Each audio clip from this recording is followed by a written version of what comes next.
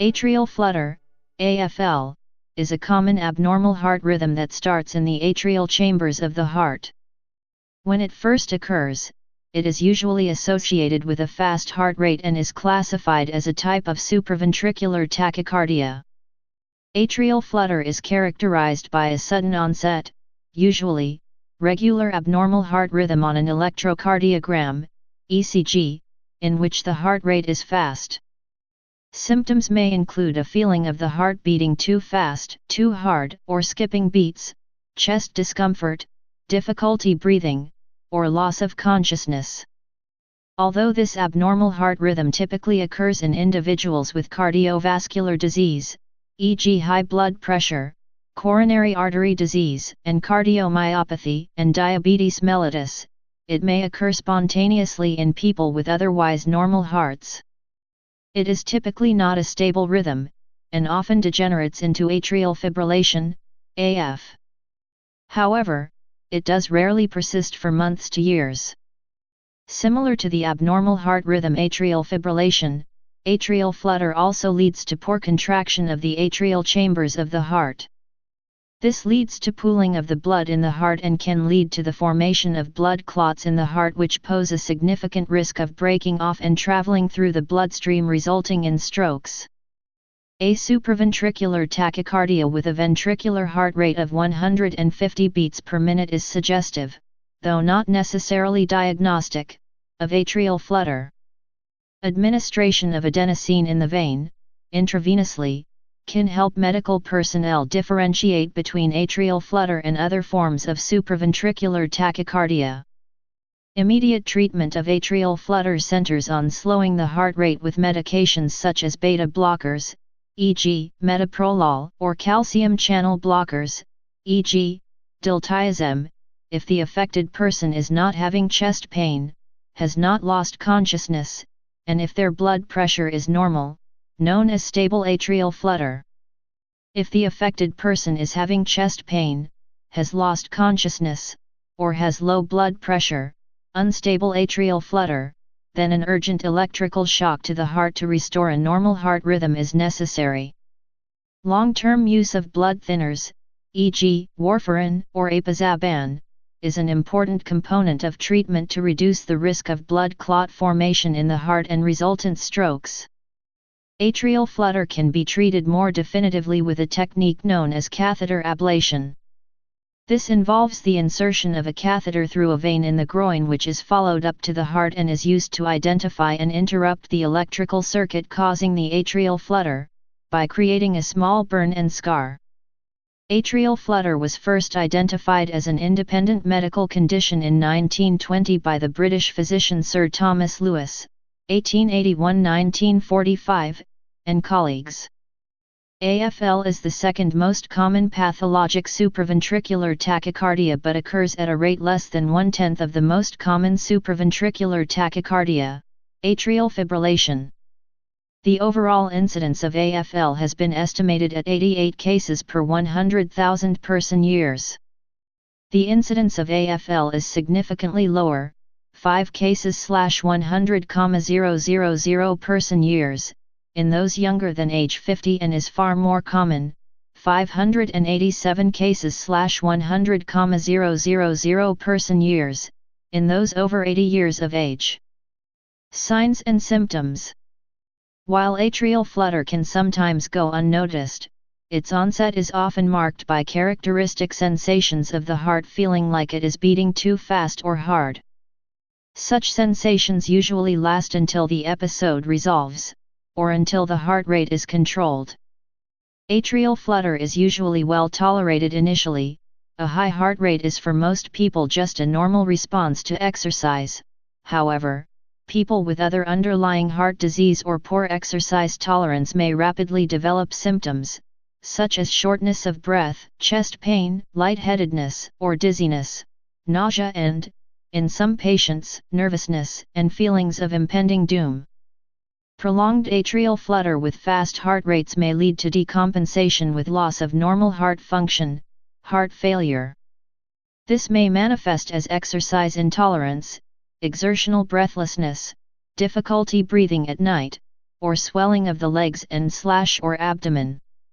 Typical atrial flutter is recognized on an electrocardiogram by presence of characteristic flutter waves at a regular rate of 200 to 300 beats per minute. Flutter waves may not be evident on an ECG in atypical forms of atrial flutter. Individual flutter waves may be symmetrical, resembling P waves, or may be asymmetrical with a sawtooth shape, rising gradually and falling abruptly or vice versa. If atrial flutter is suspected clinically but is not clearly evident on ECG, acquiring a Lewis lead ECG may be helpful in revealing flutter waves. Pathophysiology. Atrial flutter is caused by a reentrant rhythm. This usually occurs along the cavo-tricuspid isthmus of the right atrium, though atrial flutter can originate from the left atrium as well. Typically initiated by a premature electrical impulse arising in the atria, atrial flutter is propagated due to differences in refractory periods of atrial tissue. This creates electrical activity that moves in a localized self-perpetuating loop, which usually lasts about 200 milliseconds for the complete circuit. For each cycle around the loop, an electric impulse results and propagates through the atria. The impact and symptoms of atrial flutter depend on the heart rate of the affected person. Heart rate is a measure of the ventricular rather than atrial activity. Impulses from the atria are conducted to the ventricles through the atrioventricular node, AV node. In a person with atrial flutter, a 12-lead electrocardiogram, ECG, will demonstrate the atrial chambers of the heart contracting at a rate of 280 to 300 beats per minute, whereas the ventricular chambers of the heart typically beat at a rate of 140 to 150 beats per minute. Due primarily to its longer refractory period, the AV node exerts a protective effect on heart rate by blocking atrial impulses in excess of about 180 beats/minute, for the example of a resting heart rate. This block is dependent on the age of the patient, and can be calculated roughly by subtracting patient age from 220. If the flutter rate is 300/minute, only half of these impulses will be conducted, giving a ventricular rate of 150/minute, or a 2:1 heart block. The addition of rate-controlling drugs or conduction system disease can increase this block substantially, see image below. Classification. There are two types of atrial flutter, the common type I and rarer type II. Most individuals with atrial flutter will manifest only one of these. Rarely someone may manifest both types, however, they can manifest only one type at a time. Type I. Type I atrial flutter, also known as common atrial flutter or typical atrial flutter, has an atrial rate of 240 to 340 beats/minute. However, this rate may be slowed by antiarrhythmic agents. The reentrant loop circles the right atrium, passing through the cavo-tricuspid isthmus, a body of fibrous tissue in the lower atrium between the inferior vena cava and the tricuspid valve. Type I flutter is further divided into two subtypes, known as counterclockwise atrial flutter and clockwise atrial flutter, depending on the direction of current passing through the loop. Counterclockwise atrial flutter, known as Cephalad-directed atrial flutter, is more commonly seen. The flutter waves in this rhythm are inverted in ECG leads 2, 3, and AVF. The reentry loop cycles in the opposite direction in clockwise atrial flutter, thus the flutter waves are upright in 2, 3, and AVF. Type II. Type II flutter follows a significantly different reentry pathway to type I flutter, and is typically faster, usually 340 to 440 beats/minute. Left atrial flutter is common after incomplete left atrial ablation procedures.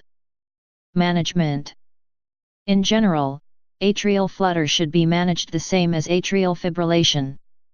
Because both rhythms can lead to the formation of a blood clot in the atrium, individuals with atrial flutter usually require some form of anticoagulation or antiplatelet agent.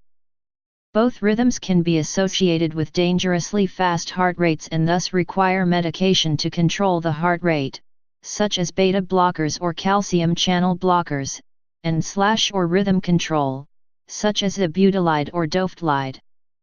However, atrial flutter is more resistant to correction with such medications than atrial fibrillation. For example, although the class 3 antiarrhythmic agent ibutylide is an effective treatment for atrial flutter, rates of recurrence after treatment are quite high, 70 to 90%. Additionally, there are some specific considerations particular to treatment of atrial flutter.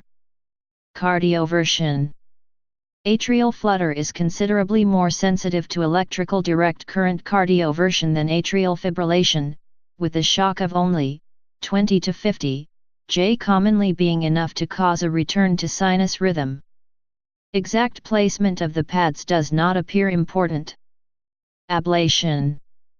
Due to the reentrant nature of atrial flutter, it is often possible to ablate the circuit that causes atrial flutter with radiofrequency catheter ablation. This is done in the electrophysiology lab by causing a ridge of scar tissue in the isthmus that crosses the path of the circuit that causes atrial flutter. Eliminating conduction through the isthmus prevents re-entry, and if successful, prevents the recurrence of the atrial flutter. Complications. Although often regarded as a relatively benign heart rhythm problem, atrial flutter shares the same complications as the related condition atrial fibrillation. There is paucity of published data directly comparing the two, but overall mortality in these conditions appears to be very similar. Rate-related. Rapid heart rates may produce significant symptoms in patients with pre-existing heart disease and can lead to inadequate blood flow to the heart muscle and even a heart attack. In rare situations, atrial flutter associated with a fast heart rate persists for an extended period of time without being corrected to a normal heart rhythm and leads to a tachycardia-induced cardiomyopathy.